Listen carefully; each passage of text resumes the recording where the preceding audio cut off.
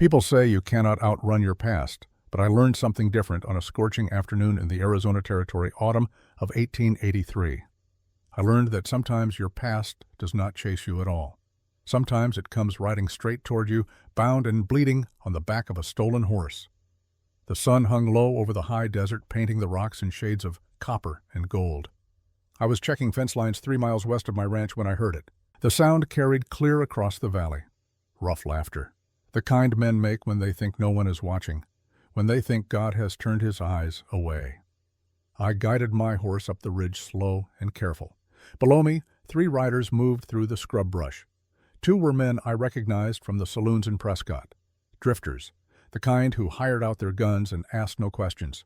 The 3rd rider led a pack horse, and tied across its back like a sack of grain was a young woman. Even from a distance I could see the blood on her face, could see her wrists bound tight behind her. But what struck me most was her eyes, dark and defiant. Not broken, not even close. One of the men, a scarred fellow with a gray hat, turned to his companions. His voice drifted up to me on the evening breeze. "Tombstone Bordello will pay good money for this one. Half Apache, half white. That makes her exotic." The other 2 laughed. The woman did not flinch. I had been a soldier once, fought in the Indian Wars before they sent me home with a piece of shrapnel still lodged near my spine, and a heart full of things I tried not to remember. I had killed men, more than I cared to count, but I had never killed for money, never taken what was not mine, and I had never not once turned away when someone needed help. I pulled my rifle from its scabbard. The Winchester felt familiar in my hands. Steady, true. The first shot took the scarred man in the shoulder. He screamed and tumbled from his saddle. The other 2 wheeled their horses around, hands reaching for their guns. "Let the girl go," I called down. They found me, then silhouetted against the setting sun. One raised his pistol. I put a bullet through his hat, close enough that he felt the wind of it. That was all the convincing he needed. He spurred his horse and rode hard to the south.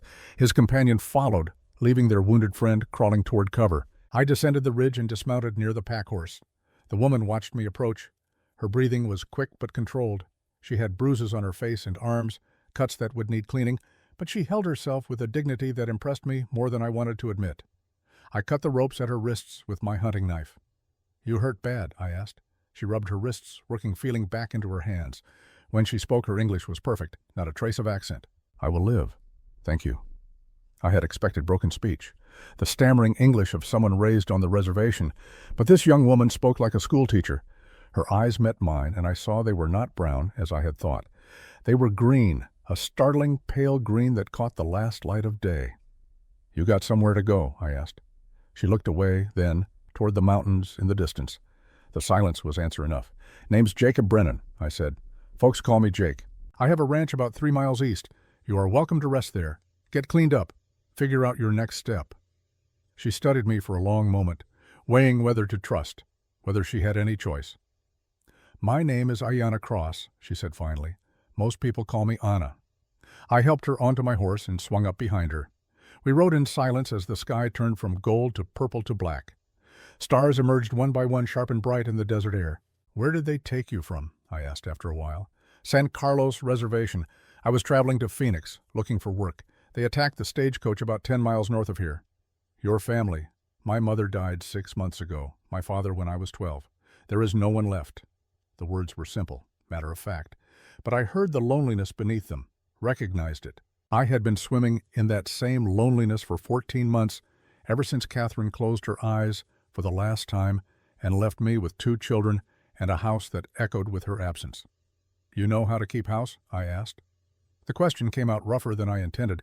"Cook, mend, that sort of thing. I can cook, sew, tend children. I read and write. I know numbers." I turned in the saddle to look at her. "Where did you learn all that, Father Miguel at the mission?" "He taught me for 6 years."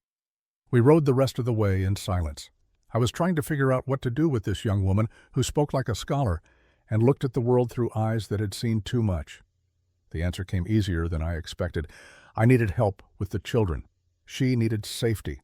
Sometimes the practical choice is the right one, even if it feels strange in your chest. The ranch appeared as we crested the final rise, 2 stories of weathered wood and stone. A barn that sagged slightly to one side but still stood firm. Corrals and outbuildings scattered across 5 acres of hard-won land. Home. 2 figures stood on the porch. My children, Ben 10 years old and angry at the world, Lily 7 and lonely in a way that broke my heart every time I looked at her. Ben saw us first. His eyes went wide. "Pa, that is an Indian?" His voice carried accusation. Fear. I had expected it. Ben had heard stories. Every child in the territory had heard stories about Apache raids, about violence and blood. I did not blame him for his fear, but I would not allow it to rule him either. I dismounted and helped Anna down. She moved stiffly, pain showing in the tightness around her mouth. "This is Miss Anna Cross," I said, keeping my voice firm. "She was attacked by outlaws. She will be staying with us for a time." Lily stepped forward, her small face full of concern. "Are you hurt?" Anna looked down at my daughter, and something softened in her expression. "A little, but I will be fine." "What is your name?" Anna asked. "Lily. I am 7. That is Ben. He is 10, but he does not like talking to people much." Ben glared at both of them and stalked into the house. The door slammed behind him. I sighed. "Give him time. He is still hurting from his mother." Anna nodded. She understood. I could see it in her eyes. She knew about loss. "I will send someone for Doc Sarah," I said. "She should look at those cuts." "You do not need to trouble yourself," Anna said. "It is no trouble.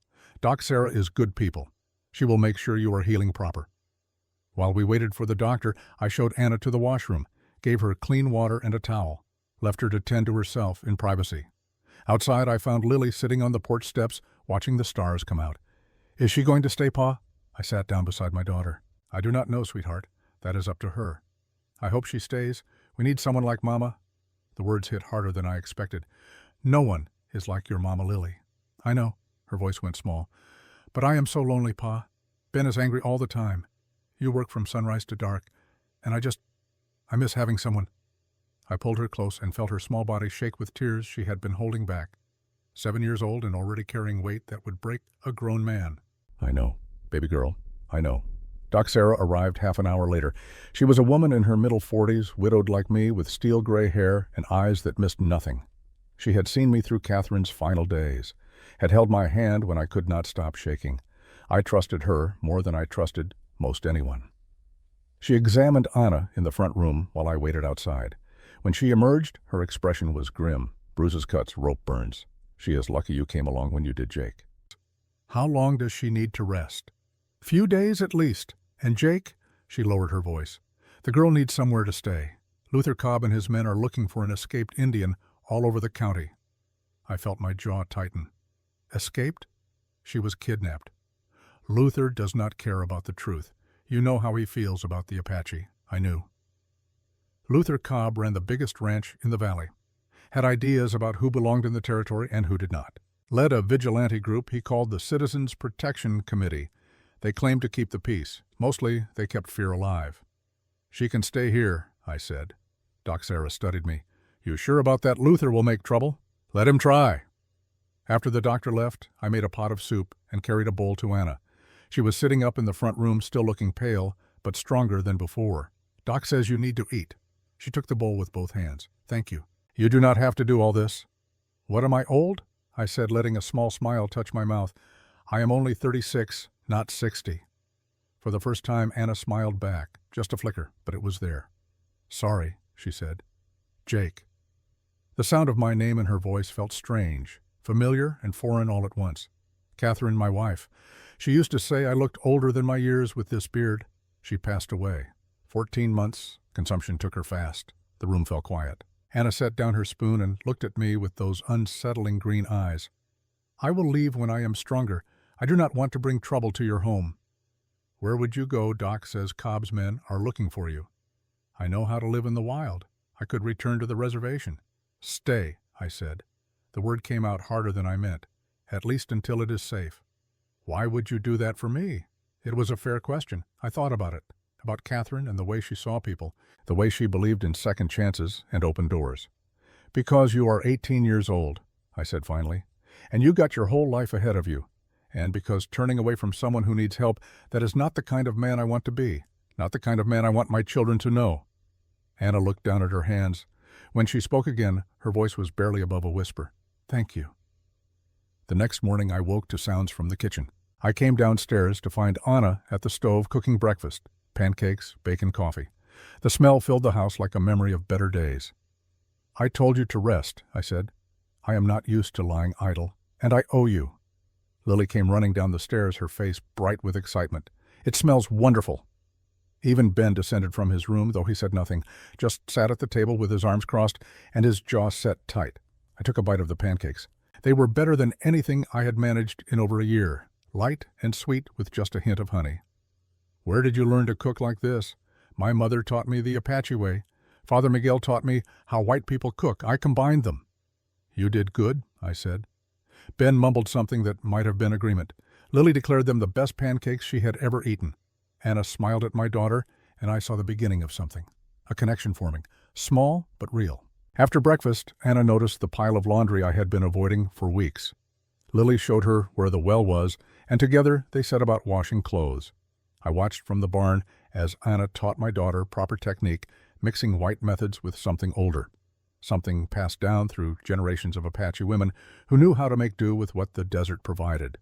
Ben watched too from a distance, still suspicious, still guarding his heart against this stranger who had appeared so suddenly in our lives. That afternoon, I found Lily sitting alone on the porch steps, clutching her doll. When I came closer, I saw tears on her cheeks. Anna appeared from inside the house. "What is wrong?" Lily looked up, her small face twisted with grief. "I am trying to remember Mama's voice, but I cannot hear it anymore." I froze, did not know what to say, how to fix this. But Anna sat down beside Lily and pulled her close. "You know what my people believe. We believe that those who leave us are not truly gone. They live in the wind, in the sunlight, in everything around us." "Really, really, your Mama is still here in your heart, and you keep her alive by remembering the good things she taught you, by being the kind of person she would be proud of." Lily buried her face against Anna's shoulder and cried. Anna held her and rocked her gently. I watched from the doorway, something tight in my chest loosening just a fraction. 3 days later, they came. I was in the barn when I heard the horses, 5 riders approaching from the west. I grabbed my rifle and stepped outside. The lead rider was Luther Cobb, 45 years old, but looking older with silver streaking through his dark hair and eyes like winter ice. Behind him rode his foreman Silas Wade and 3 other men I recognized from town. "Jake," Luther said, reining in his horse, "heard you got yourself a visitor." "Got myself a housekeeper. That is my business, Luther. Indian woman, in your house with your children. Miss Cross is half white. Her father was an Army scout. She is educated." Luther laughed. It was not a pleasant sound. "Half-breed is worse than full-blood. You know we are at war with the Apache. War with Geronimo's band. Anna is not a warrior. She was attacked by outlaws. I helped her. End of story." "Or maybe she is a spy, reporting back about our ranches, our defenses." I kept my rifle steady. "That is a serious accusation, Luther. You got proof." Luther leaned forward in his saddle. "Listen, Jake, I do not want trouble with you, but my committee has a responsibility to keep this valley safe. Your committee is a mob, Luther, nothing more." His eyes went cold. "Careful. You are a widower with 2 children. This ranch needs water from that spring on your land. If something were to happen to you, well, I would be willing to buy the property. Fair price." The threat hung in the air between us, clear as day. "I am not selling," I said, "and Anna is staying. There is a town meeting next week about the Indian problem. I suggest you send her away before then." Luther looked up toward the second-floor window. Anna stood there watching. He smiled at her, a predator's smile. "Welcome to Prescott, sweetheart. Let us see how long you last." They rode away in a cloud of dust. Anna came down from upstairs, her face tight with worry. "I should leave. They will hurt you." "No." My voice came out harder than I meant. "You stay. I gave you my word I would protect you. I keep my word." Ben appeared from inside the house. "Pa, you cannot. They will burn us out." I turned to face my son, saw the fear in his eyes, the same fear I had carried as a boy, the fear that makes good men turn away from what is right. "Son," I said, keeping my voice steady, "sometimes a man has to stand up for what is right, even when it is dangerous, especially when it is dangerous. That is what it means to have honor." Ben stared at me. Then slowly something shifted in his expression. Not agreement, not yet, but the beginning of understanding. "Your mother would want us to help," I said quietly. "She always believed in doing right by people, no matter what it cost." That night, after the children were asleep, I sat on the porch and looked at the stars. Anna came out and stood beside me. "Thank you," she said, "for standing up to them. You do not need to thank me for being decent. A lot of men are not. Decent, I mean." We stood in silence for a while. The desert night wrapped around us cool and clear. I meant what I said, I told her. You are welcome here, long as you need. Anna looked at me with those green eyes that saw too much. Why risk everything for someone you do not even know? I thought about Catherine, about the promises I had made to her in those final days, to be the kind of man our children could be proud of, to never let fear make me small. Because turning away, I said finally, that is not living, that is just surviving, and I am done with just surviving. Anna nodded slowly. Me too. In the distance, a coyote called out, lonely and wild, the sound of the territory, beautiful and dangerous in equal measure. I did not know it then, but that was the moment everything changed, not with a grand declaration or a dramatic gesture, just two people standing under the stars choosing not to run, choosing to stand. Sometimes that is all courage is, standing still when everything in you wants to flee. And sometimes, if you are very lucky, standing still is how you find your way home. But that night brought another visitor. I was checking the horses in the corral when I heard a soft whistle. Apache signal. My hand went to my gun. Peace, Jake Brennan. Sam Whitehorse emerged from the shadows. Behind him stood another man, older with white hair falling past his shoulders and eyes that seemed to hold ancient knowledge. This is Running Deer, Sam said. Medicine Man. Anna's uncle, her mother's brother. Running Deer studied me with an intensity that made me want to look away, but I held his gaze. You saved Morning Star's daughter, he said in careful English. For this my gratitude. She is safe here. For now. His expression darkened. But Luther Cobb gathers snakes around him. They plan something. I feel it in the wind, see it in the smoke. Be watchful. What are they planning? I do not yet know. But when evil men gather in darkness, blood follows. He placed a weathered hand on my shoulder. Protect her.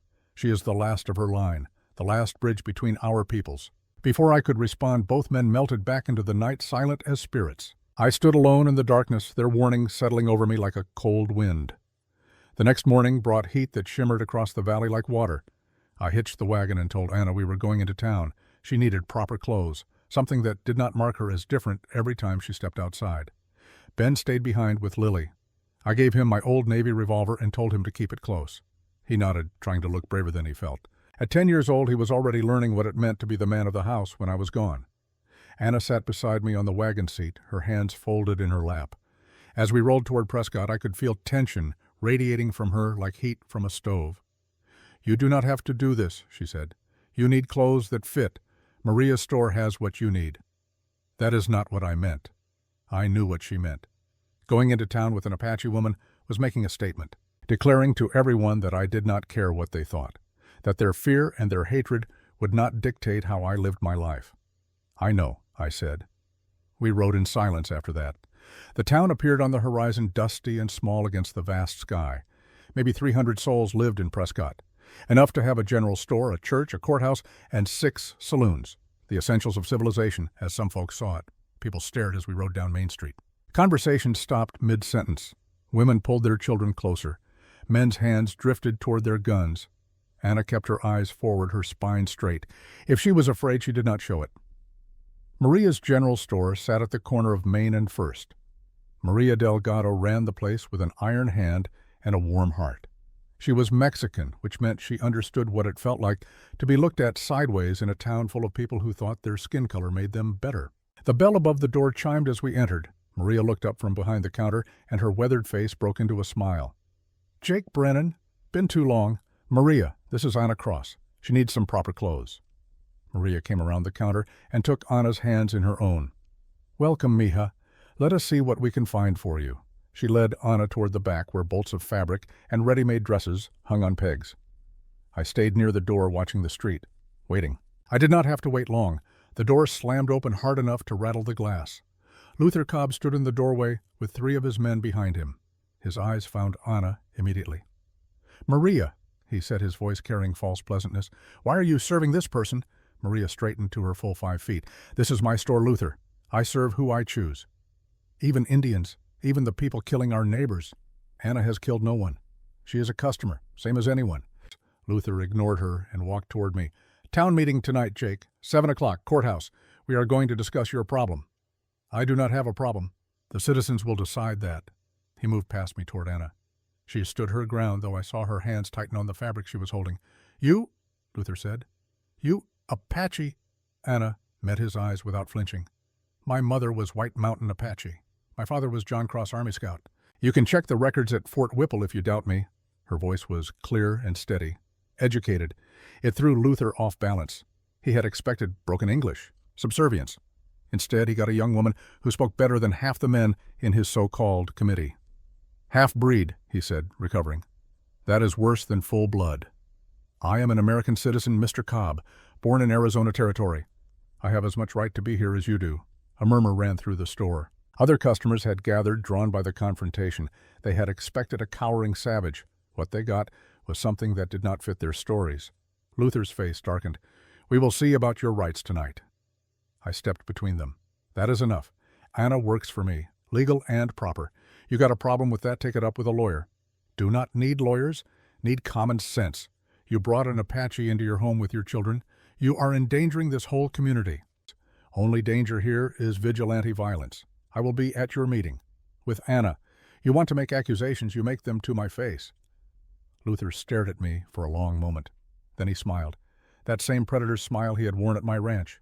See you tonight, Jake. Both of you. He left his men following like obedient dogs. The store remained silent for a heartbeat. Then Maria clapped her hands. Enough gawking. You want to shop or stand there with your mouths open? People scattered. Maria wrapped an arm around Anna's shoulders. Do not mind them, mija. Fear makes people stupid. You hold your head high.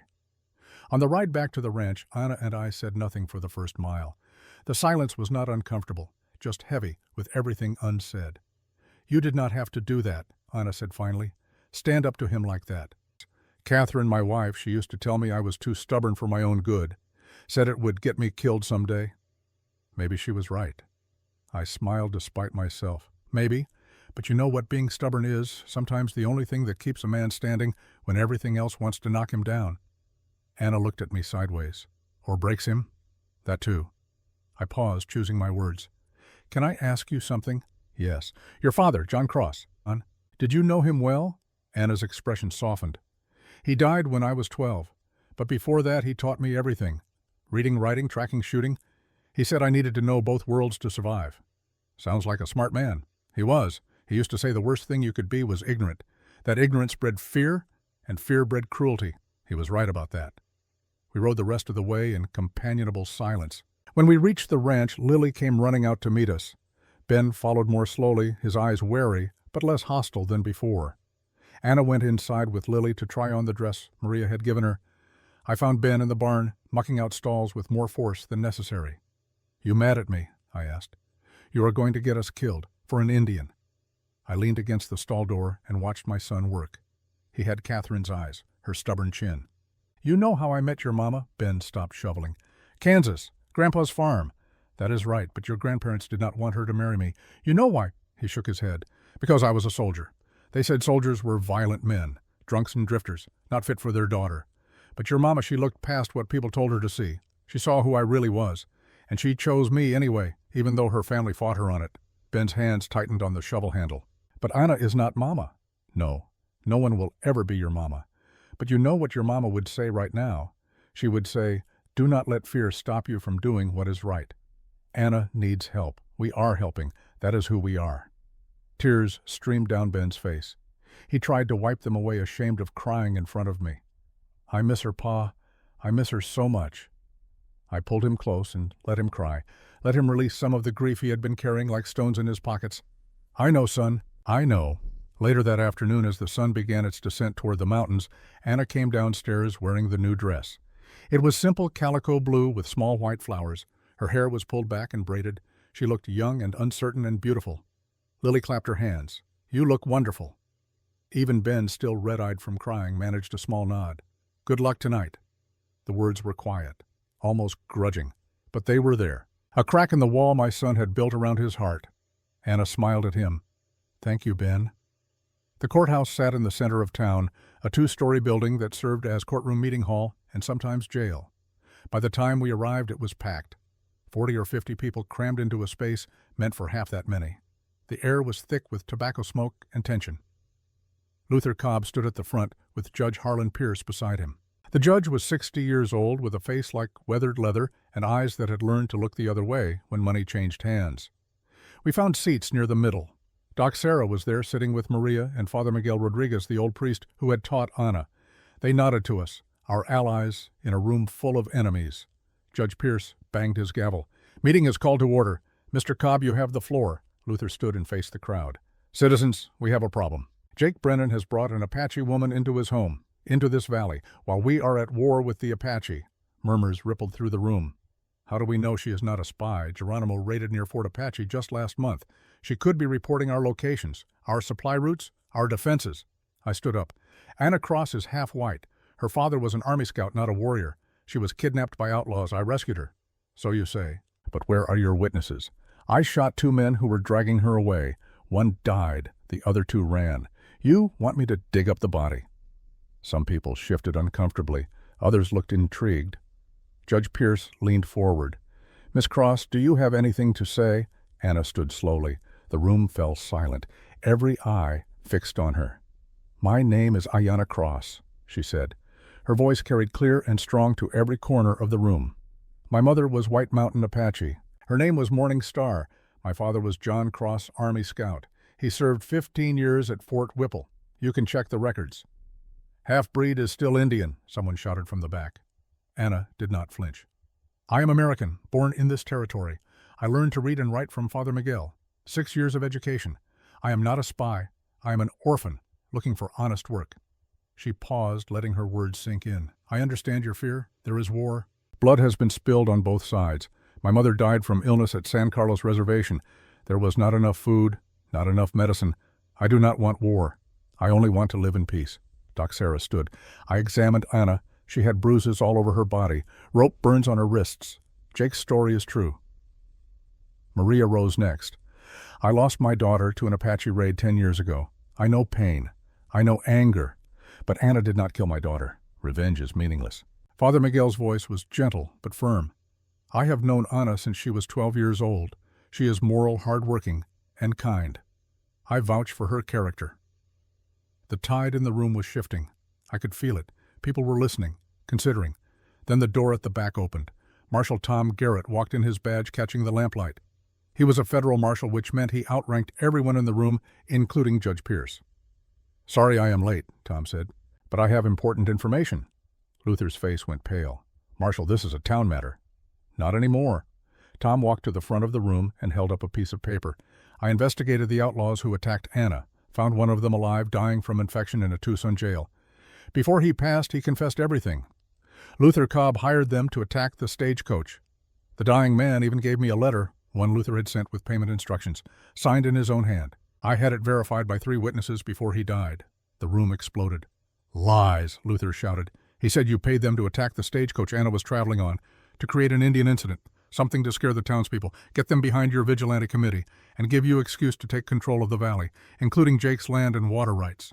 Tom held up the paper. "I have a letter, signed by you, Luther, offering payment." The blood drained from Luther's face. Judge Pierce looked like he had swallowed a hornet. I stood up, my hands shaking. "You used her. You were willing to kill her to steal my land." "That is not true. The outlaw is lying." "Then why did you have him attack the stage?" Tom asked. "Why target Ana specifically?" "I did not. The letter says otherwise." Luther's hand dropped to his gun. The movement was slight, but everyone saw it. "Nobody takes what I built," he snarled. The room erupted in chaos. Women screamed. Men dove for cover. Luther drew his pistol, and Ana stepped forward. She moved between Luther and me, her arms spread wide, her face fierce and unafraid. "Stop!" Her voice cut through the noise like a knife. "Enough blood, enough death. Is this what we are? Is this what we have become?" Time seemed to freeze. Luther stood with his gun half raised. Ana stood in front of him, trembling but defiant. I reached for her, but she shook her head. "If you want to shoot someone," she said to Luther, "shoot me. I am the one you blame, the one you hate. But leave these people alone. They have suffered enough." For a long moment, nobody moved. Nobody breathed. Then Marshal Tom stepped forward and placed his hand on Luther's gun. "Put it down," he said quietly. "You are already looking at federal charges. Do not make it worse." Luther's hand shook. His eyes darted around the room looking for support, finding none. Slowly he lowered the gun. Tom took it from him and snapped handcuffs on his wrists. "Luther Cobb, you are under arrest for conspiracy, attempted murder, and fraud." Judge Pierce stood up. "Now wait just a minute. This man deserves a trial." "He will get one.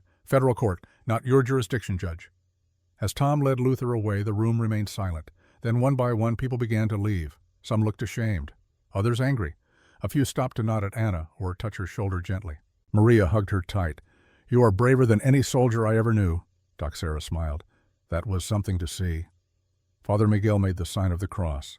God was with you tonight, mija. On the ride home, Anna sat beside me in the wagon shaking. The adrenaline was wearing off and leaving exhaustion in its wake. You could have been killed, I said. So could you. That was the bravest damn fool thing I ever saw, she laughed. It was shaky and short but real. My father used to say, courage is just fear that has said its prayers. I looked at her in the moonlight. This young woman who had appeared in my life less than a week ago, who had already turned everything upside down. Your father was a wise man. He tried to be. When we reached the ranch, Ben and Lily were waiting on the porch. Ben ran to the wagon. We heard gunshots. Are you okay? We are fine, I said. Everything is fine. Lily threw her arms around Anna. I was so scared. Anna held her close. I am here. I am safe. That night, after the children were asleep, I found Anna standing on the porch looking at the stars. You should be resting, I said. Cannot sleep. Too much in my head. I stood beside her. The desert night wrapped around us cool and quiet. What you did tonight, I said, that took real courage. Or real stupidity. Maybe both. I paused. Anna, I want you to know something. This is your home now. With us. Stay as long as you want. She turned to look at me. How can you be sure you barely know me? I thought about Lily's face when Anna held her. About Ben's grudging good luck. About the way the house felt less empty with her in it. Because my children look at you like family, and they have not looked at anyone that way since Catherine died. Anna's eyes filled with tears. I have never belonged anywhere. Not really. Too Apache for the whites. Too white for the Apache. You belong here. She smiled then. Small and tentative, but genuine. Thank you, Jake. We stood together under the vast Arizona sky, two people learning to trust again. Learning that sometimes family is not about blood. It is about choice. And sometimes choosing to stand when you could run is the bravest thing you can do. The day after the town meeting, I woke to find Anna sitting on the porch steps, staring at nothing. The morning sun painted the valley gold, but she did not seem to notice. Her hands shook in her lap. I sat down beside her. You did not sleep. Every time I close my eyes, I see Luther's gun. I keep thinking what would have happened if Marshal Tom had not been there. But he was. This time. She turned to look at me, and I saw fear in those green eyes. Real, raw fear. Jake, the worst part is not that Luther tried to hurt me. It is that for one moment last night, I believed I could have a normal life, that I could belong somewhere. But there will always be people like Luther. I will never truly belong anywhere. The pain in her voice cut deeper than any knife. You have found your place, I said. Here with us. How do you know? I looked back toward the house where Lily and Ben still slept. Because my children stood on that porch last night, worrying about you like family. Because Lily has not smiled this much since her mother died. Because Ben, who has not trusted anyone in over a year, called you by your name, instead of calling you that Indian woman. Anna wiped at her eyes. I am so tired of being afraid. Then stop being afraid alone. Let us be afraid together. She laughed through tears still streaked her face. That is a terrible offer. Best one I got. We sat in silence as the sun climbed higher. Sometimes comfort is not about words. It is about presence, about sitting beside someone in their darkness and not looking away. Around mid-morning, Dr. Sarah arrived in her buggy. She carried a basket covered with a checkered cloth. Heard you had an exciting evening, she said, climbing down. Brought food, figured you could use it. Behind her came Maria's wagon. The older woman hauled out packages wrapped in brown paper. Medicine and supplies, Maria announced. And mija, I have a proposition. Anna stood wiping her face.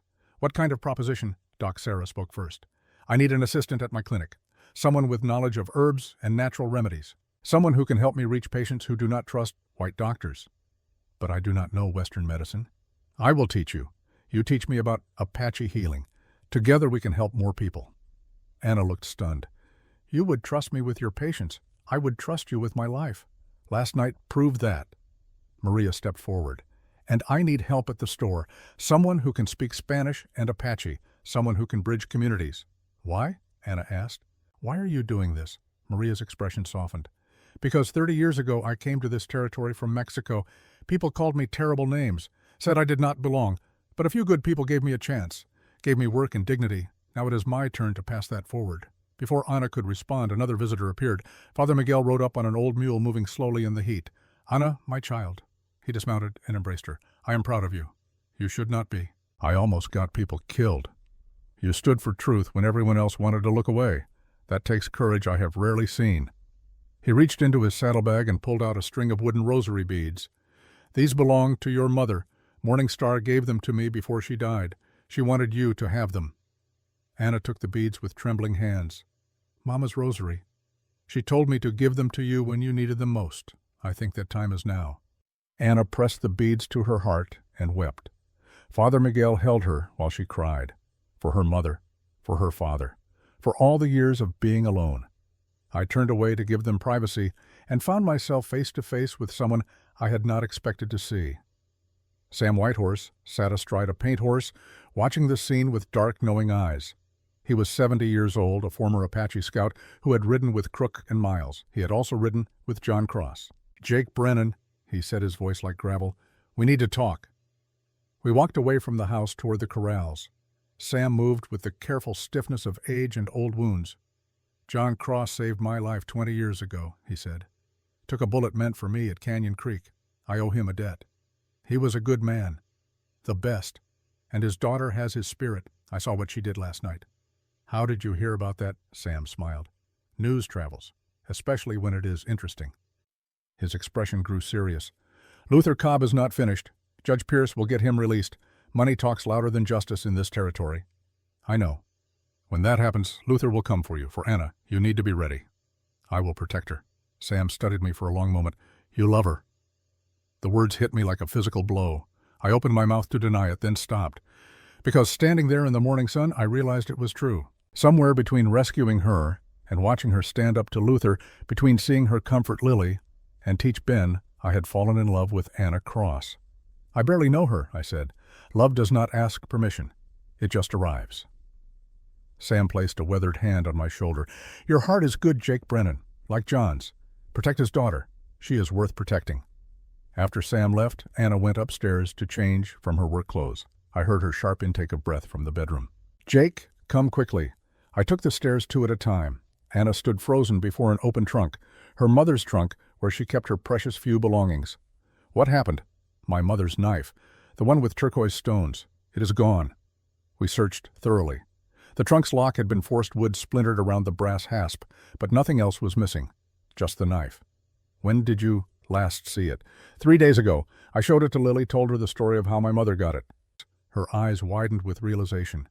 "The day we went to town for supplies. The house was empty for hours. I examined the bedroom window. Fresh scratch marks marred the frame. Someone had pried it open from outside, then closed it carefully behind them." "Luther," I said quietly, "or his men. But why take that? It has no value except to me." A chill ran through me. "That is exactly why, Anna. They are planning something. Something that needs proof linking you to it. Evidence." She clutched my arm. "That knife was all I had left of my mother, the last piece. We will get it back." I promised, though dread settled in my stomach. I was right to worry. After Sam left, I found Ben in the barn. He was supposed to be cleaning tack, but instead sat on a hay bale, staring at nothing. "Something on your mind?" I asked. "The kids at school. They have been saying things." My stomach tightened. "What kind of things?" "That we are Indian lovers. That we are traitors. Jimmy Patterson said his pa won't do business with you anymore because you are harboring a savage." I sat beside my son. "What did you say to them?" I punched Jimmy in the mouth. Despite everything, I felt a surge of pride. "Did you win?" "Got a black eye, but he got a bloody nose. I figure that is fair." I put my arm around his shoulders. "You stood up for what is right. Your mother would be proud." "You think so?" "I know so. Defending someone who cannot defend themselves, that is what good men do." Ben leaned against me. "Pa, are you going to marry Anna?" The question caught me off guard. "Why do you ask?" "Because you look at her the way you used to look at Mama. Different, but the same too, like she matters." Out of the mouths of children. "Would that bother you?" Ben thought about it. "No, I think Mama would like Anna. They are both strong, both brave." He paused. "And Anna makes Lily happy." "That is worth something." That afternoon I found Anna teaching Lily how to make corn dolls. They sat together on the porch, their heads bent close, Anna's patient hands guiding Lily's smaller ones. "Like this," Anna said. "Twist the corn husk tight, then folded back. It is hard. Good things usually are, but you are doing well. Lily glowed under the praise. Will you tell me a story about your mama? Anna smiled. My mother's name was Morning Star. She was very beautiful. She could sing like the birds and run faster than the wind. Like my mama. Yes, like your mama. She taught me that women are the heart of the family, the ones who hold everything together. Is that why you take care of us? I take care of you because I care about you, because you have given me something I thought I had lost forever. What is that? A family. I turned away before they could see the emotion on my face. Went back to work mending fence posts and trying to ignore the ache in my chest. 3 days later, the news we had been dreading arrived. Marshal Tom rode out to the ranch, his face grim. Judge Pierce released Luther on bail. I felt my hands clench into fists. On what grounds? Insufficient evidence. The outlaw who confessed suddenly changed his story, said he was coerced. That is a lie. I know, but Pierce controls the local court. I filed federal charges, but it will take weeks to process. Tom looked past me to where Anna was hanging laundry. Be careful, Jake. Luther is not going to let this go. He was right. The harassment started small. Cattle disappeared from the north pasture. Fence lines were cut. I reported it to Tom, but without proof there was nothing he could do. Then Ben came home from school with a black eye and split lip. 3 older boys had jumped him, calling him Indian lover and worse. Ben fought back hard enough that the school sent him home for a week. Anna tried to work at Doc Sarah's clinic, but several patients refused treatment when they learned an Apache woman would be touching them. Sarah threw them out, but it hurt Anna all the same. The final straw came when someone painted the word "squaw lover" across the side of my barn in red paint. That same night, disaster struck in a different way. I woke to urgent pounding. Sam Whitehorse stood at my door half carrying Running Deer. The old medicine man's shirt was soaked with blood. Luther's men, Sam said, fury making his voice shake, found him gathering herbs near the river, shot him twice and left him to die. We carried Running Deer inside. Anna's scream brought the children running. Uncle, she dropped to her knees beside him, hands hovering over his wounds. Little one, Running Deer whispered. Still fighting. I sent Ben for Doc Sarah while Anna worked to stop the bleeding. Her hands moved with practiced, calm packing wounds, with clean cloth murmuring Apache prayers. Sarah arrived quickly. She and Anna worked through the night, extracting bullets, stitching torn flesh. By dawn, Running Deer was stable but weak. He will live, Sarah said, washing blood from her hands. But it was very close. I found Anna sitting beside her uncle's bed, holding his weathered hand. Tears streamed silently down her face. They almost killed him, she whispered. Just for being Apache, just for gathering healing plants. I knelt beside her. This has to stop. How Luther walks free. Judge Pierce protects him. They can do whatever they want. That is when the idea crystallized. A way to protect Anna that Luther could not touch. That night, after the children were asleep, I made a decision. I found Anna on the porch as I often did these days. She seemed drawn to the night sky, to the stars that looked the same whether you were Apache or white or anything in between. Anna, I need to talk to you. She turned, and even in the moonlight I could see the worry on her face. You want me to leave? No, opposite. I want you to stay, permanently. Confusion crossed her features. As your housekeeper, I took a deep breath, jumped off the cliff. As my wife. The silence stretched so long I thought she might not answer at all. Jake, we have only known each other for 2 months. I know. And I know this seems sudden, but if you marry me legally, Luther cannot touch you. You would have protection under my name. And more than that, I have been thinking about this. About you. About us. What about us? I moved closer, close enough to see her eyes in the starlight. I loved Catherine. Part of me always will. But she is gone. And you are here.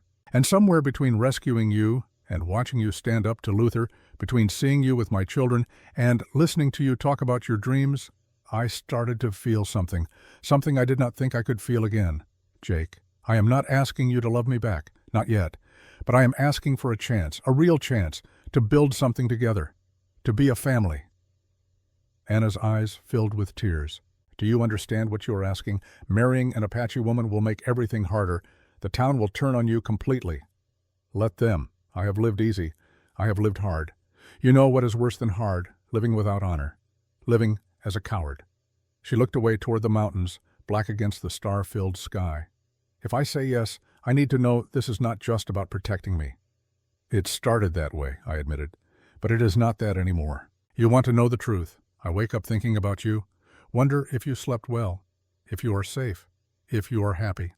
I go to sleep thinking about you, about your laugh and the way you talked to Lily and how you stood between me and Luther's gun without hesitation. I paused. My children love you, and I am starting to think I might too. Anna turned back to me, tears streaming down her face. I care about you too, more than I should, more than is smart. Then say yes. If we do this, if I marry you, I need you to promise me something. Anything. Promise me you will never regret it, no matter how hard it gets, no matter what people say or do. Promise me you will not wake up one day and wish you had chosen differently. I took her hands in mine. They were small and calloused from hard work. Strong hands, capable hands. I promise. You have my word, and I keep my word. She studied my face for a long moment, searching for doubt, finding none. Then yes, I will marry you, Jake Brennan. Relief and joy and terror flooded through me all at once. I pulled her into my arms, held her close, felt her heart beating against my chest. We will make this work, I said into her hair. I swear it. I know, she pulled back to look at me, because we will face it together. Behind us, I heard a sound. Turned to find Ben and Lily standing in the doorway, both in their nightclothes. You are getting married, Lily's voice was filled with wonder. Anna looked at me uncertain. I nodded. Yes, she said. If that is all right with you both. Lily ran forward and threw her arms around Anna. I am so happy. Ben stood back, his expression unreadable. Then he stepped forward and offered Anna his hand. Welcome to the family, he said. Anna shook his hand solemnly. Thank you, Ben. That means more than you know. Later, after the children had gone back to bed, buzzing with excitement, Anna and I remained on the porch. The night was cool and clear, filled with the sounds of the desert settling in for sleep. Are you scared? Anna asked. Terrified? Me too. But the good kind of terrified, she smiled. The very best kind. We sat together under the vast Arizona sky, two broken people choosing to mend together. Choosing hope over fear, choosing love over loneliness.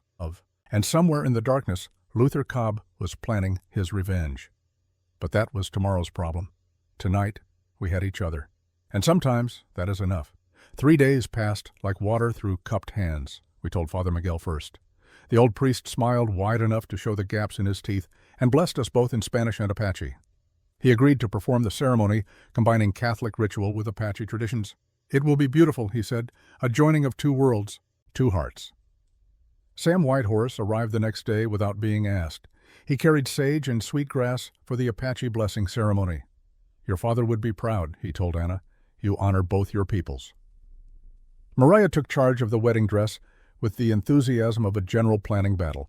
She pulled fabric from her store, recruited 3 Mexican women who could sew, and set about creating something that would make Anna shine.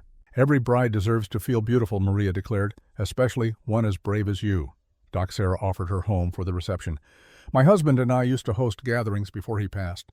The house has been too quiet for too long. Let us fill it with joy again. But not everyone in Prescott shared their happiness. The town split down the middle like a log under an axe. Half the citizens seemed willing to accept Anna, or at least willing to let us live our lives in peace. The other half aligned themselves with Luther Cobb and his vision of a valley free from what he called contamination. I saw it in town when I went for supplies. Store owners who had known me for years suddenly found reasons not to serve me. Men I had called friends crossed the street to avoid speaking. One woman spat at Anna's feet when we passed on the boardwalk, but others nodded in support, tipped their hats, smiled quietly. The battle lines were drawn invisible, but real as any war. Marshal Tom warned me to be careful. Judge Pierce is working overtime to get Luther's charges dismissed. Federal court moves slow, and Pierce has friends in Tucson. How long do we have? Hard to say. Weeks, maybe? A month if we are lucky. We decided to marry quickly. No sense waiting for trouble to find us. Father Miguel set the date for Sunday, 3 days away. Those 3 days felt both endless and far too short, while Luther Cobb plotted in the shadows.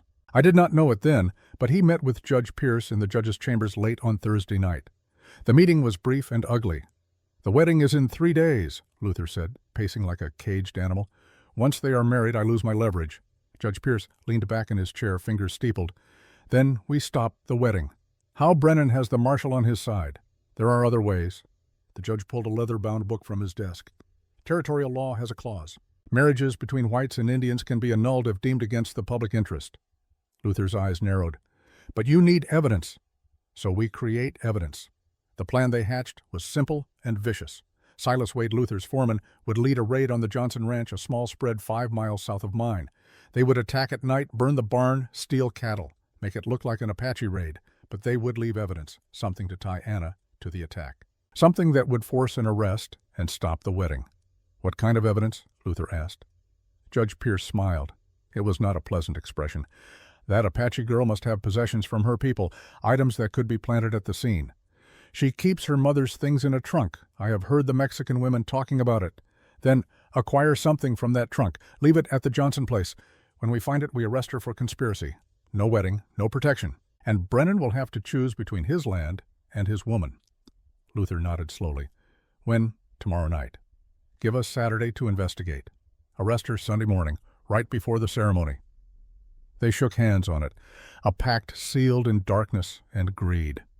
I knew none of this as I stood on my porch Friday night, watching the sun set over the valley. Anna came out and stood beside me, close enough that our shoulders touched. Nervous, I asked. More than I have ever been in my life. Second thoughts. She looked up at me, and even in the fading light, I could see the certainty in her eyes. Not one. I am terrified. But it is the good kind of terror, she laughed. There is no good kind of terror. Sure there is. The kind you feel when you care so much about something that losing it would break you. Anna leaned her head against my shoulder. When did you become a poet? Catherine used to read poetry to me, Longfellow mostly. Some of it must have stuck. We stood in comfortable silence as the stars emerged one by one. Behind us, I could hear Lily singing as she helped Anna sew tiny flowers onto the wedding dress. Ben was in the barn doing chores without being asked. The house felt full in a way it had not since Catherine died. Tomorrow night I move my things to the main bedroom, I said quietly. Anna stiffened slightly. Jake, I know what marriage means, what is expected, but we take it slow, I said. Whatever you need. Whatever feels right. There is no rush. She relaxed against me. Thank you. For what? For being patient. For understanding that just because I said yes does not mean I am not still scared. I turned to face her, took both her hands in mine. Anna, I spent 14 months in a marriage bed alone.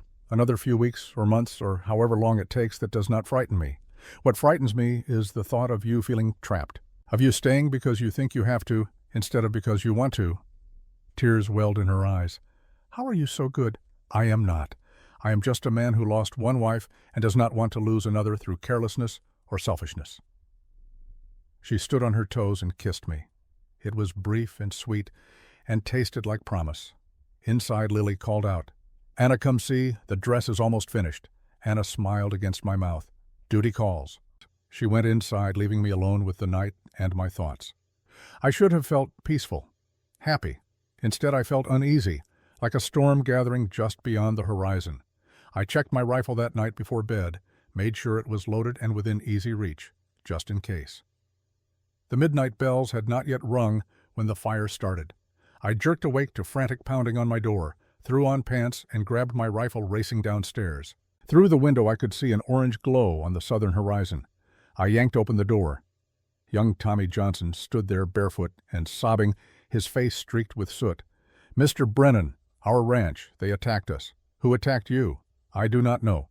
Men with their faces covered, they burned the barn and stole our cattle, and Papa said it looked like Indians, but it did not sound like Indians. Anna appeared at the top of the stairs wrapped in a shawl.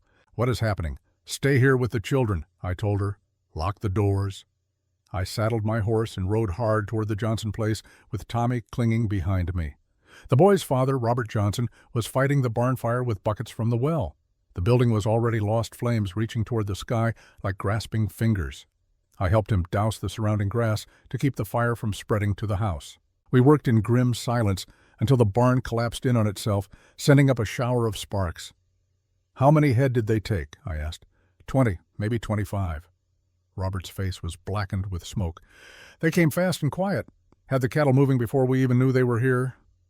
Your boy said it looked like an Apache raid. Arrows in the fence posts, hoof prints with unshod horses. But Jake, I have seen Apache sign. This was too clean, too perfect. Like someone was trying too hard to make it look right. A chill ran down my spine. Where is Marshal Tom? Tommy's older brother rode to fetch him. Tom arrived an hour later with 2 deputies. By then the fire had burned itself out, leaving only smoking rubble and the acrid smell of destruction.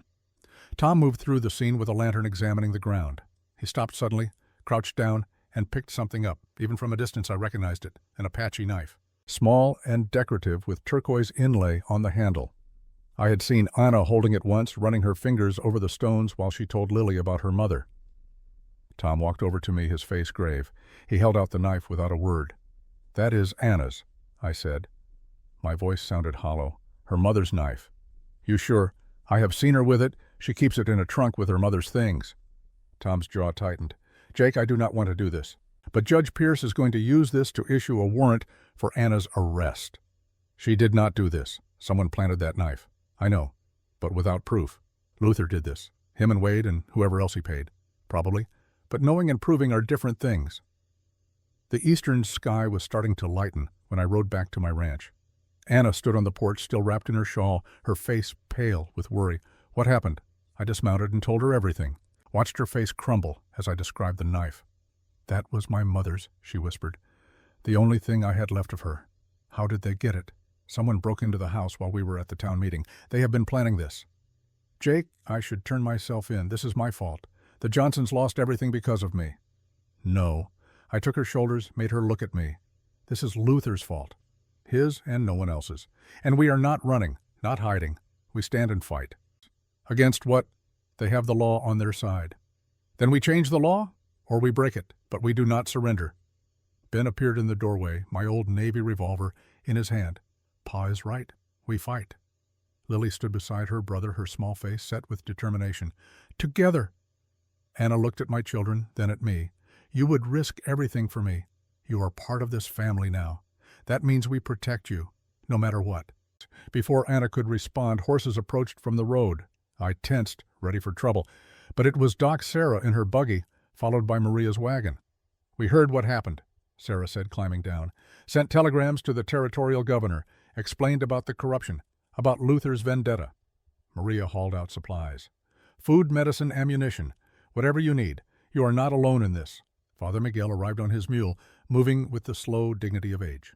"The church offers sanctuary if you need it, my children." Then came a sound I did not expect. The thunder of many horses. I reached for my rifle, but Sam Whitehorse rode into view at the head of a column of 20 riders. Apache scouts, most of them old men, like Sam, men who had served with John Cross. "We remember John," Sam said. "We remember what he did for our people. Now we stand for his daughter." Anna's eyes filled with tears. "You would risk this for me. Your father saved many of our lives. This is small payment on a large debt." Marshal Tom rode up last, his face weary but determined. "Judge Pierce issued the warrant, but I am going to move real slow, serving it. Give you time to prepare a defense."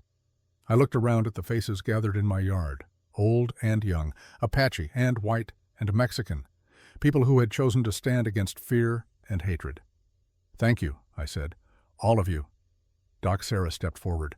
"Jake, this is bigger than just Anna now. Luther has been terrorizing this valley for years, using fear to control people, taking what he wants. It is time someone stood up to him." "He will come with force," I said. "He will not let this go." "Then we meet force with force," Sam said. "But we do it smart. We do it together." We spent the rest of that morning planning. Sam and his scouts would watch the roads. Maria would coordinate with the Mexican families in the South Valley. Doc Sarah would treat anyone who got hurt and serve as witness to what happened. Father Miguel would document everything, create a record that could not be erased or denied. And Anna and I would do what we had planned all along. We would get married. "You are sure about this?" Tom asked me privately. "Once you are married, you are bound to her legally. If she gets convicted, you could lose everything. Then I lose everything, but I do not lose her." That evening, as the sun set on what should have been our wedding eve, Anna found me in the barn. I was checking weapons, making sure everything was ready for whatever came next. "Jake?" I turned. She stood in the doorway, backlit by the fading sun, and for a moment she looked like an angel or a warrior, maybe both. "I need to say something," she said. "Before tomorrow, before we do this." "All right." She walked toward me, her steps measured and deliberate.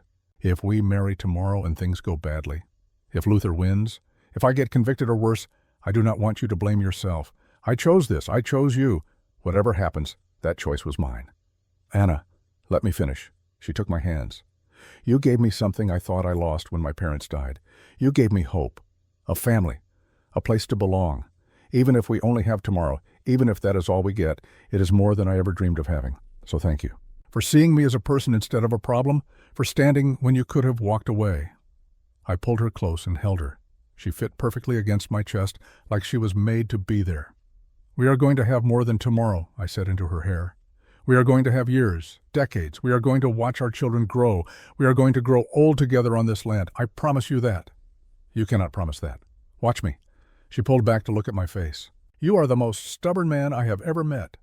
You're just figuring that out now. She laughed, and the sound was like water in the desert, precious and life-giving. I love you, Jake Brennan, she said. I do not know when it happened or how, but I love you. My heart felt too large for my chest. I love you too, Anna Cross, soon to be Anna Brennan. We kissed as the last light faded from the sky. Tomorrow would bring whatever it brought, trouble or triumph, war or peace. But tonight we had each other, and sometimes that is all you need to face the darkness.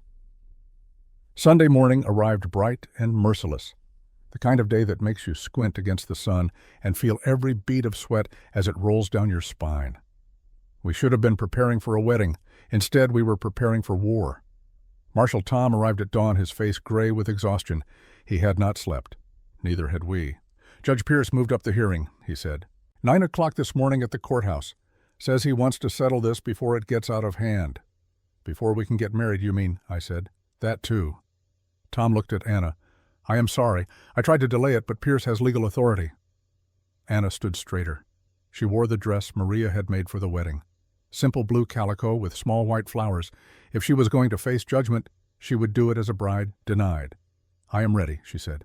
By the time we reached town, it seemed like half the territory had gathered at the courthouse. Luther's men stood on one side of the street, armed and hostile. Our allies gathered on the other, Sam Whitehorse and his Apache scouts, Maria with her Mexican friends, Doc Sarah with families she had treated, Father Miguel with his small flock of believers. The courthouse steps were packed with people trying to get inside. Judge Pierce had ordered extra chairs brought in, but still there was standing room only. The air inside was thick with tobacco smoke and the sour smell of too many bodies pressed close. Luther Cobb sat at the front with his lawyer, a sharp-faced man named Carlyle, who had come down from Tucson. At 45, Luther should have been in his prime, but hatred had aged him. Silver streaked his dark hair and deep lines carved his face into a mask of bitterness. He looked confident. Why should he not? He had the law, the judge, and the evidence, all lined up like dominoes ready to fall. We took our seats in the middle of the room. Anna sat between me and Marshal Tom. Her hands were folded in her lap, perfectly still, but I could see the pulse hammering in her throat. Judge Pierce banged his gavel. The sound cracked through the room like a gunshot. This hearing is called to order. We are here to address charges of conspiracy to commit theft and arson against one Ayanna Cross. Mr. Cobb, present your evidence. Luther stood. He had dressed for the occasion in his best suit, hair slicked back, playing the part of concerned citizen, but his eyes were cold and calculating. Your Honor, the evidence is simple. 2 nights ago, the Johnson Ranch was attacked, barn burned, cattle stolen. All signs pointed to an Apache raid, but when Marshal Garrett investigated, he found this. Carlyle held up Anna's mother's knife. The turquoise stones caught the lamplight. This knife belongs to the defendant. It was found at the scene of the crime. Miss Cross has admitted it belonged to her mother. This proves she was involved in the attack. Probably provided information to Apache raiders about which ranches to hit. Murmurs rippled through the crowd. People leaned forward, hungry for drama. Furthermore, Luther continued, Miss Cross has only been in this valley a short time. She appeared suddenly under suspicious circumstances. We know little about her except that she is Apache. And we know what the Apache have done to our people. He was good, I had to give him that. He made it sound reasonable, logical, a simple matter of connecting obvious dots. Judge Pierce looked at Anna. Miss Cross, how do you explain the knife? Anna stood, every eye in the room fixed on her. That knife was stolen from my trunk. Someone broke into Mr. Brennan's house and took it. It was the last thing I had of my mother's. Can you prove it was stolen? No, Your Honor, but I can tell you I was at Mr. Brennan's ranch all night. I never left. His children can testify to that. Luther's lawyer jumped in. Children can be coached, manipulated. We need more than the word of a 10-year-old boy and a 7-year-old girl. What about my word? I stood up. I was there all night. Anna never left the house. Carlyle smiled. Mr. Brennan, forgive me, but you are hardly an objective witness. Everyone knows you plan to marry this woman. Of course you would lie to protect her. I am not lying. Perhaps not consciously, but love makes men blind. makes them see what they want to see instead of what is real. Judge Pierce leaned back in his chair. Does the defendant have anything else to say? Anna looked at me. I nodded. This was her moment, her chance to speak her truth. She walked to the front of the room, turned to face the crowd. When she spoke, her voice carried clear and strong to every corner. My name is Ayanna Cross. My mother was White Mountain Apache. My father was John Cross Army Scout. He served this territory for 15 years. He died protecting soldiers from ambush near Fort Apache when I was 12 years old. She paused, letting the information settle. I understand your fear. I have lived with fear my whole life. Fear of not belonging. Fear of being too Apache for whites, too white for Apache. Fear of violence from both sides. I know what it is like to lose everything. My father to war, my mother to sickness and despair on a reservation where people die from lack of food and medicine. Her voice grew stronger. I came to this valley looking for one thing, a chance to work, to live, to maybe find a place where I could belong. Mr. Brennan gave me that chance. He saved my life when outlaws kidnapped me. He offered me shelter and work when I had nothing. She looked directly at Luther. I did not burn the Johnson Ranch. I did not steal their cattle. I would never hurt innocent people. That knife was planted to frame me, to stop my wedding, to give certain people an excuse to take what they want. That is a lie, Luther shouted, jumping to his feet. Anna did not flinch. Is it? Then explain how outlaws who attacked me were hired by you, Mr. Cobb. Explain the letter Marshal Garrett found. Explain why you want Mr. Brennan's land so badly that you would destroy an innocent woman to get it. The crowd erupted, people shouting, some in support, some in outrage. Judge Pierce banged his gavel repeatedly. Order, order in this court. Doc Sarah stood. I examined Anna the night she was rescued. She had been beaten, bound, terrorized. If that was an act, it was the best I have ever seen. Maria rose next. I have known Luther Cobb for 20 years. I have seen him drive good people out of this valley, seen him take what he wants and call it progress. This hearing is not about justice. It is about power. One by one, people stood. Father Miguel, Sam Whitehorse, families Anna had helped at the clinic, Mexican farmers Luther had threatened. The tide was turning. Then the door at the back of the courthouse burst open. A young man in a dusty uniform pushed through the crowd. He wore the insignia of a territorial telegraph operator. Urgent message, he called out. From the territorial governor. Judge Pierce went pale. That can wait until after the hearing. No, sir, it cannot. The governor was very specific. This is to be read aloud immediately in any proceeding involving Miss Ayanna Cross. The operator unfolded a telegram and began to read. To all officers of the court in Prescott, stop. Investigation into allegations of corruption and false charges has been completed. Stop. Judge Harlan Pierce is hereby relieved of duty, pending full inquiry. Stop. All proceedings under his authority are suspended. Stop. Federal marshal will arrive within 3 days to assume jurisdiction. Stop. Miss Ayanna Cross is to be released immediately. Stop. Signed, Governor Frederick Tritle. The courthouse exploded into chaos. Luther's face went from pale to red to purple. This is impossible. You cannot do this. The governor just did, Marshal Tom said, standing. He pulled out his badge. As federal marshal, I am taking over this case. Luther Cobb, you are under arrest for conspiracy fraud, attempted murder, and a list of other charges we can discuss in detail. No. Luther's hand dropped to his hip, to the gun he wore despite courthouse rules forbidding weapons. Everything slowed down. I saw Luther's fingers close around the grip, saw him draw, saw the barrel come up tracking toward Anna. Then a young voice cut through the tension like a knife. No! Ben burst from his seat and threw himself in front of Anna. My 10-year-old son, barely tall enough to see over the courtroom rail, standing between a grown man's gun and the woman he had come to love. You will not hurt her, Ben's voice cracked but held firm. She is my family. She is my mother now, and you will not hurt my mother. The entire courtroom froze. Luther's gun wavered. Anna gasped behind Ben, reaching for him. Ben, get down, I shouted, moving toward them, but my son stood his ground, skinny arms spread wide, face streaked with tears but set with determination that would have made his mother Catherine proud. I am done being afraid, Ben said, his voice steadier now. Pa taught me that men stand up for what is right, even when it is hard, even when it is scary, so I am standing. Luther stared at the boy, his gun still raised. For a moment something flickered in his eyes, shame perhaps, or recognition of how far he had fallen, that a child had more courage than he did. Then the moment passed. Luther's finger tightened on the trigger. The gunshot was deafening in the enclosed space, but it was not Luther's gun that fired. Anyone else want to try something stupid? Tom asked the room at large. Silence. complete and total. Tom walked forward and kicked Luther's gun away, pulled out handcuffs, and secured them around Luther's wrists, ignoring his howls of pain.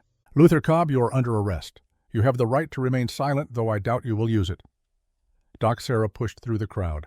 "Let me see that arm before he bleeds out." As she worked on Luther, the crowd began to shift, to change. Something fundamental had broken in that moment. The fear that had held people silent, the intimidation that had kept them in line. An old rancher I recognized from town meetings stood up. His name was William Hayes, and he had lived in the valley for 30 years. "I was wrong," he said. His voice was rough with age and tobacco. "I was scared of Indians, scared of change. And I let Luther use that fear to control me, to control all of us. But I saw what that young woman did, saw her stand up when grown men like me stayed quiet. That took more courage than I have shown in years." A woman near the back stood. "My daughter was sick." Doctor could not figure out what was wrong. Anna came to our house and made a poultice from herbs, saved my child's life. I owe her everything. Another man rose. "Luther threatened to burn me out if I did business with Jake. I was too scared to stand up to him. I am not scared anymore." One by one, people stood, shared their stories, their grievances against Luther, their gratitude toward Anna. The truth that had been buried under fear came pouring out like water from a broken dam. Judge Pierce tried to leave. Marshal Tom blocked his path. "You are not going anywhere, Judge. You will wait right here for the federal marshal to arrive. Then you can explain your relationship with Mr. Cobb and why you were so eager to railroad an innocent woman." Pierce sank back into his chair, defeated. Tom turned to Anna. "Miss Cross, you are free to go. All charges dismissed. On behalf of the territory, I apologize for what you have been put through." Anna swayed on her feet. I caught her before she fell, held her steady while the room spun around us.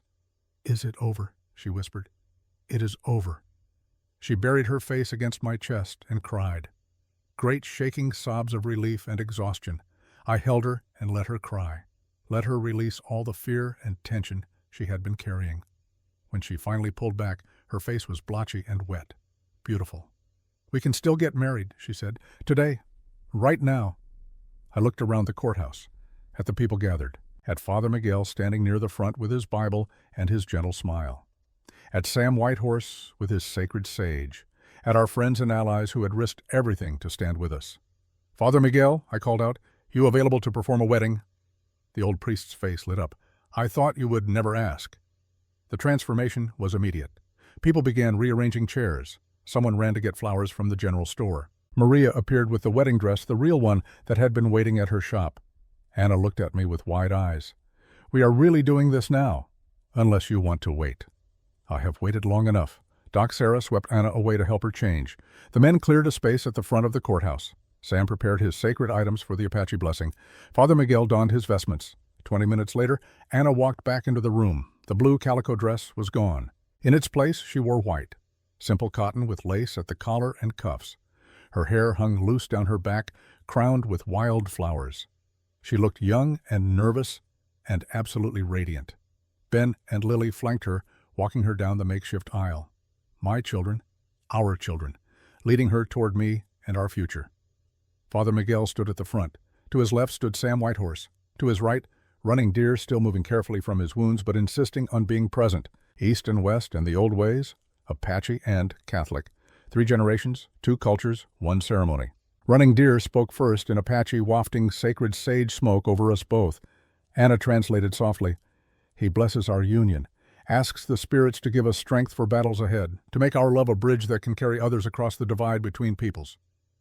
Anna took my hands. Hers were trembling. So were mine. Father Miguel spoke first, his voice carrying the weight of centuries of faith. "Dearly beloved, we are gathered here in the sight of God to join this man and this woman in holy matrimony." Then Sam spoke in Apache. I did not understand the words, but I understood the meaning. Blessing, protection, the joining of 2 souls on one path. "Jacob Brennan," Father Miguel said, "do you take this woman to be your lawfully wedded wife, to have and to hold from this day forward for better or for worse, for richer or for poorer, in sickness and in health, till death do you part?" I looked into Anna's green eyes, saw my future there. "I do?" "Ayanna Cross, do you take this man to be your lawfully wedded husband, to have and to hold from this day forward for better or for worse, for richer or for poorer, in sickness and in health, till death do you part?" "I do." Sam stepped forward with the sage wafting smoke over both of us, speaking blessings in a language older than any church, calling on the spirits to witness and protect." Father Miguel smiled.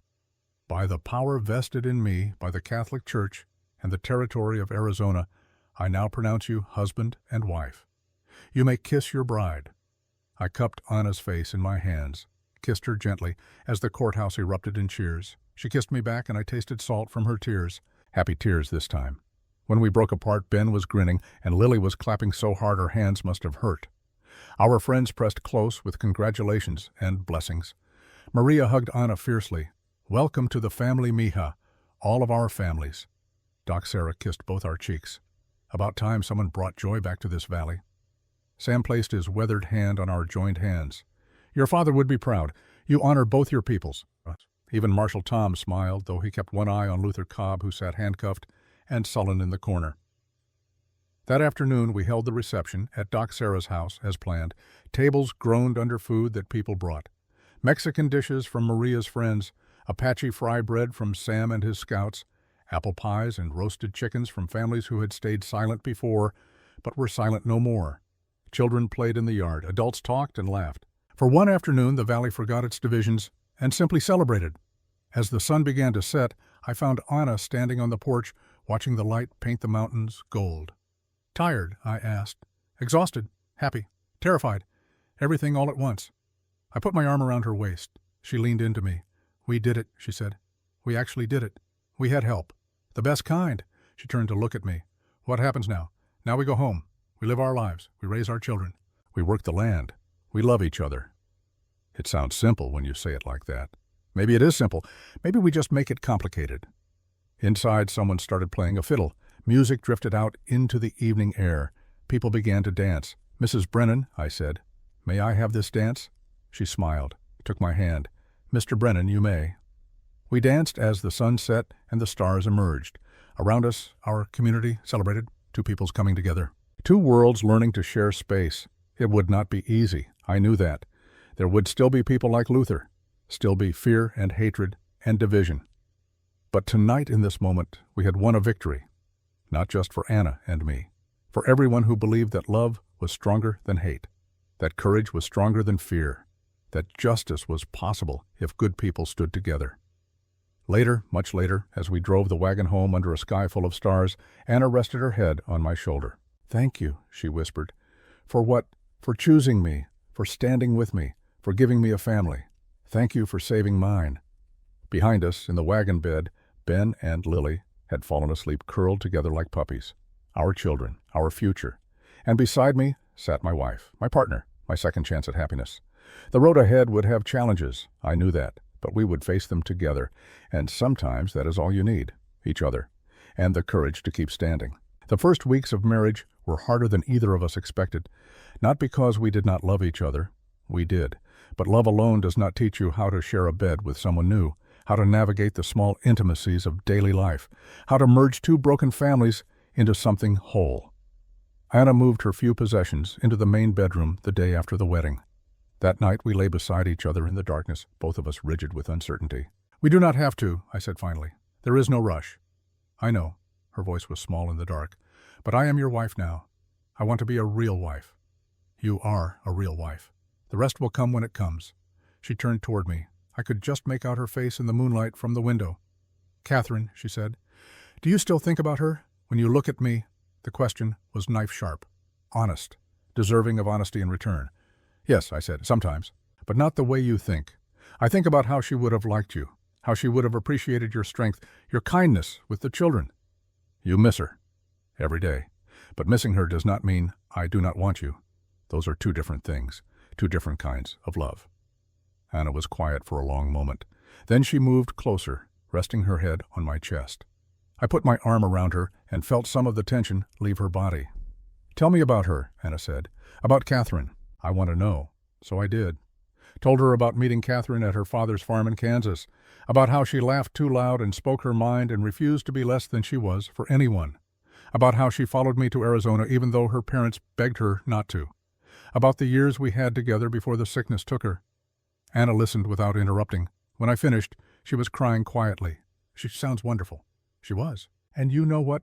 She would tell me I was an idiot if I let fear of losing someone again keep me from loving you properly." Anna laughed through her tears. I think I would have liked her too. That night we did not make love. We just held each other. Sometimes that is what marriage needs most. Not passion, but presence. The days found their rhythm. Anna worked 3 mornings a week at Doc Sarah's clinic. She proved to have a natural gift for healing, combining her knowledge of Apache medicine with what Sarah taught her about Western practices. Patients who had initially refused treatment from an Indian woman began to request her specifically.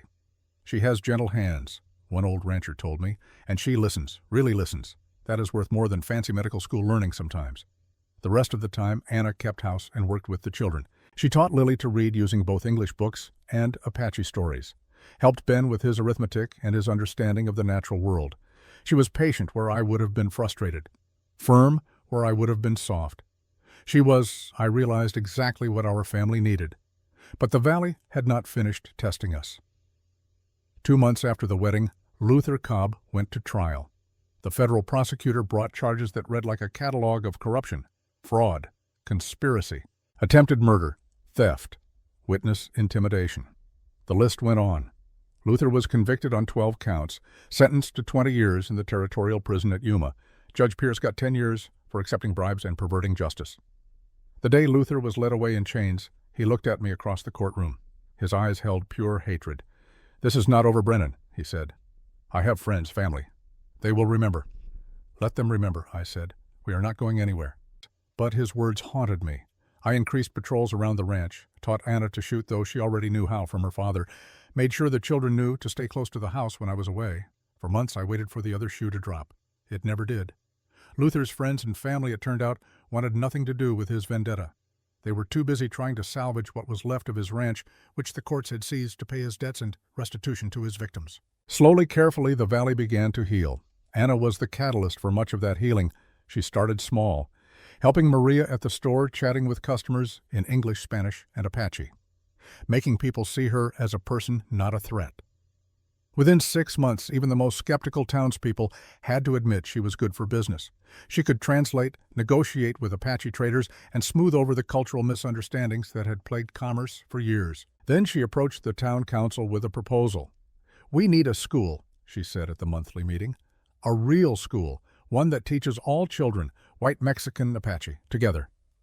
The room erupted in argument, but Anna stood her ground. "Ignorance breeds fear," she said. "My father taught me that. And fear breeds cruelty.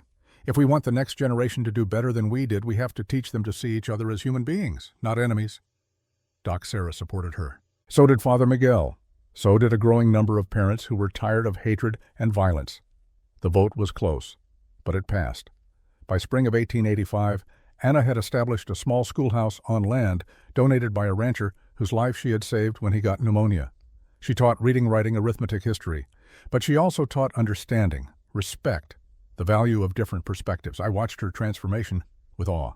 This young woman who had arrived in the valley broken and afraid had become a pillar of the community, a bridge between worlds that had been at war for generations.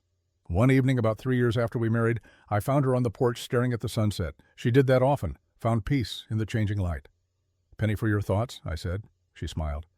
"Just thinking about how strange life is. 3 years ago, I was alone. No family, no home, no future. Now I have all of that and more." I sat beside her. "Any regrets?" "Not one. You, only that I did not find you sooner." She laughed. "You could not have found me sooner. I was not ready." "Neither were you, She was right about that. Catherine's death had broken something in me. I had needed time to grieve before I could love again, and Anna had needed to find her own strength before she could share it with someone else. "We are going to have a baby," she said quietly. The words took a moment to register. When they did, my heart seemed to stop and then restart at double speed. "A baby. Doc Sarah confirmed it last week. I wanted to be sure before I told you." I pulled her into my arms, felt the tears on my face, and did not care. "A baby. We are having a baby. Are you happy?" Happy does not begin to cover it. That night, I told Ben and Lily they were going to have a brother or sister. Lily danced around the kitchen, squealing. Ben tried to look mature and unconcerned, but I saw the grin he could not quite hide. "Will the baby be Apache?" Lily asked. Anna smiled. "The baby will be part Apache, part white, just like me, a little of both worlds." "That is good," Lily said seriously. "Both worlds need more babies out of the mouths of children. Our daughter was born in January of 1886, We named her Catherine Morningstar Brennan. Catherine for my first wife. Morningstar for Anna's mother. A name that honored both our pasts while looking toward our future. She had Anna's green eyes and my stubborn chin. She came into the world screaming and did not stop for the first 3 months. But when she finally smiled at me, gap-toothed and perfect, I fell in love all over again. Ben was protective of his baby sister in a way that surprised me. He would sit beside her cradle for hours, reading to her or just watching her sleep. Lily appointed herself the baby's personal entertainer, making faces and singing songs until Catherine laughed. We were a family, blended and complicated and absolutely whole. The school continued to grow. By 1888, Anna taught 30 children of all backgrounds. Some came from town, others from ranches miles away. A few came from San Carlos Reservation, their parents trusting Anna to give them opportunities they had never had. She taught them more than academics. She taught them to see past skin color, to value knowledge over prejudice, to build instead of destroy. Not everyone approved. There were still those who muttered about Indians and half-breeds and the erosion of proper values. But they were a minority now, a shrinking minority. The valley was changing, becoming something new, something better. In the spring of 1889, the territorial governor visited Prescott. He made a point of touring Anna's school, watching her teach a class where white children and Apache children and Mexican children all learned together. After the class, he shook her hand. "Mrs. Brennan, what you have built here is remarkable. This is the future of Arizona. This is what statehood should look like." Anna blushed. "I am just trying to help, Governor." "You are doing more than helping. You are showing us the way forward." That night, the governor attended a dinner in his honor. He gave a speech praising the valley's progress, praising Anna specifically. Sometimes, he said, it takes one brave person to change the course of history, to show us that the divisions we thought were permanent are actually just choices. Mrs. Anna Brennan is that person for Prescott Valley. She has proven that we do not have to choose between honoring our different cultures and building one community. We can do both. I sat beside Anna and felt her hand tighten on mine. She was crying, though she tried to hide it. "You did this," I whispered. "You changed everything." "We did this," she corrected. "Together." The years passed like water, like light, like breath. Catherine grew into a bright, curious child who asked 1,000 questions and accepted no easy answers. She learned to speak English, Spanish, and Apache fluently, could move between worlds as easily as her mother. Ben graduated from Anna's school and went on to study law in Phoenix. He came back to Prescott with a degree and a determination to fight for Indian rights through the legal system. Lily became a teacher herself, working alongside Anna at the school. She had her mother Catherine's warmth and Anna's patience. The children adored her. Anna and I had 2 more children, a son we named Samuel John for Sam Whitehorse and Anna's father, and another daughter, Maria Grace, for the women who had stood with us when standing was dangerous. The ranch prospered. We expanded our herd, improved the land, built a new barn to replace the one that age had finally collapsed. But more than that, we prospered as a family, as a community. Sam Whitehorse passed in 1893. He was over 80 years old and died in his sleep after a long, full life. At his funeral, attended by both Apache and whites, Anna spoke about how he had been a bridge between peoples, how he had shown that it was possible to honor tradition while embracing change. "He taught me," she said, "that belonging is not about choosing one world over another. It is about carrying both worlds in your heart and refusing to let anyone make you smaller for it." Father Miguel followed Sam 2 years later. He died saying Mass, which seemed fitting for a man who had spent his life in service. Anna organized a memorial that brought together Catholics and Protestants and traditionalists of all faiths, because Miguel had taught them all that God was bigger than their differences. Maria Delgado lived to be 90. She saw her store become the biggest in the county, saw her grandchildren grow up in a valley where Mexican Apache and Anglo children played together without thinking it strange. She died with Anna holding her hand, whispering gratitude for all she had done. "Mija," Maria said with her last breath. "You did good. You built something that lasts." Yet Doc Sarah lived longest of all our old friends. She was still practicing medicine at 75, still delivering babies and setting bones and saving lives. Anna worked beside her until the end. When Sarah finally passed in 1902, the whole valley mourned. Her funeral procession stretched for over a mile. Every person she had ever helped came to pay respects. "She taught me," Anna said at the service, "that healing is not just about bodies. It is about souls, about communities, about teaching people to care for each other." By the turn of the century, Prescott Valley had become known throughout the territory as a model of integration. Newspapers wrote articles about Anna's school. Visitors came from as far as California to see how different peoples could live together in peace. It was not perfect. There were still disputes, still prejudices that died hard. But it was better.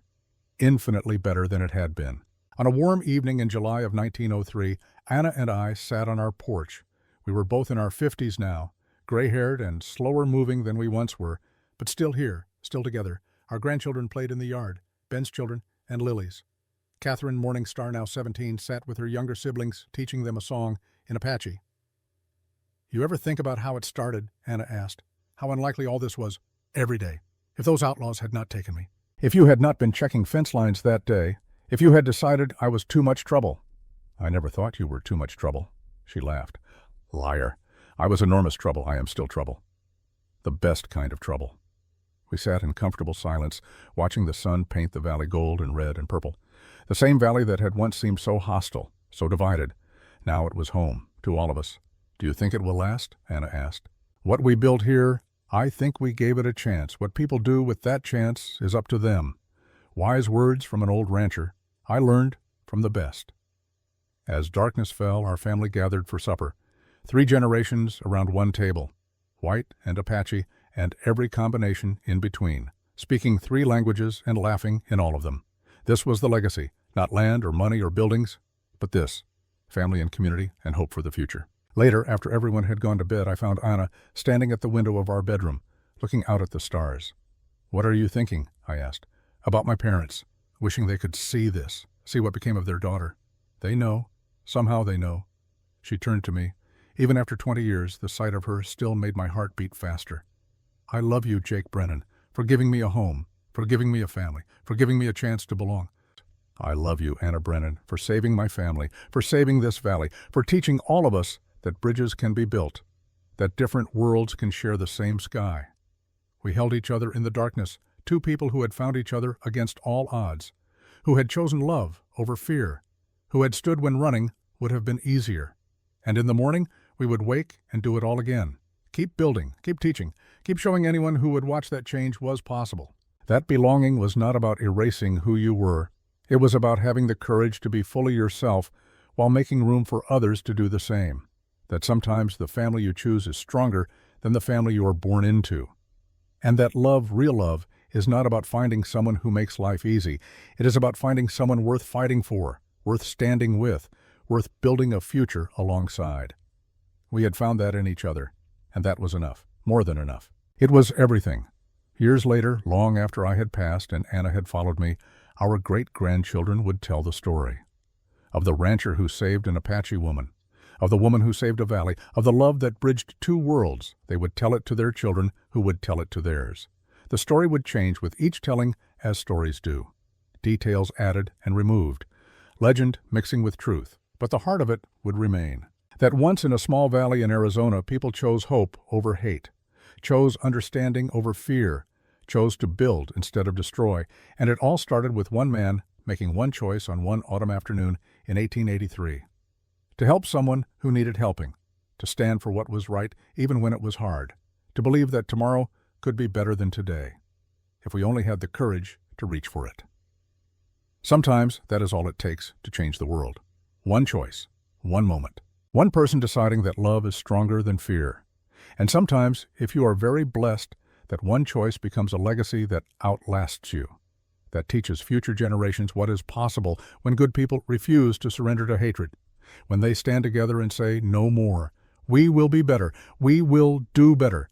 We will build bridges instead of walls. We will choose love instead of fear.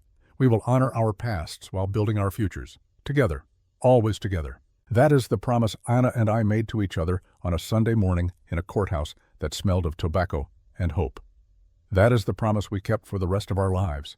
And that is the promise that echoes still in the valley we called home. In the school Anna built, in the families we raised, in the community we helped heal. The promise that says belonging is not given, it is chosen by all of us, every day. Choose wisely, choose bravely, choose love. Always, always choose love. The end.